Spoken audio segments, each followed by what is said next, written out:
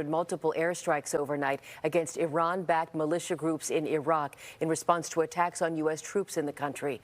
We'll turn to David Spunt live in Washington, D.C. this morning for the latest. David?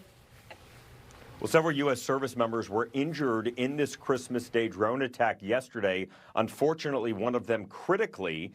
It's just the latest attack on U.S. personnel in the Middle East since the start of the Israel-Hamas war. President Biden leaving the White House to spend Christmas at Camp David. But his Christmas turned into a working holiday. The Pentagon says on Christmas Day, the Iranian-backed militia group Kataib Hezbollah launched a drone attack against coalition forces in northern Iraq, wounding 3 U.S. troops, 1 critically. The president, in response, ordered airstrikes against the group and others affiliated with Iran. In a statement, the White House said the president places no higher priority than the protection of American personnel serving in harm's way. The United States will act at a time and in a manner of our choosing should these attacks continue. Secretary of Defense Lloyd Austin echoed that sentiment and added, while we do not seek to escalate conflict in the region, we are committed and fully prepared to take further necessary measures to protect our people and our facilities.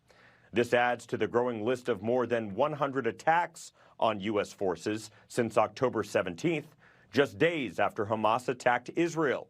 The White House has criticized Iran for its support of Hamas and Yemen's Houthi rebels, the group responsible for attacks on ships in the Red Sea.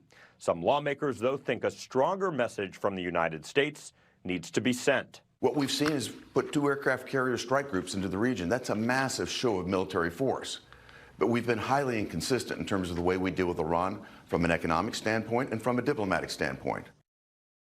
And U.S. Central Command says the airstrikes destroyed several facilities used by the group and likely killed a number of militants. Back to you.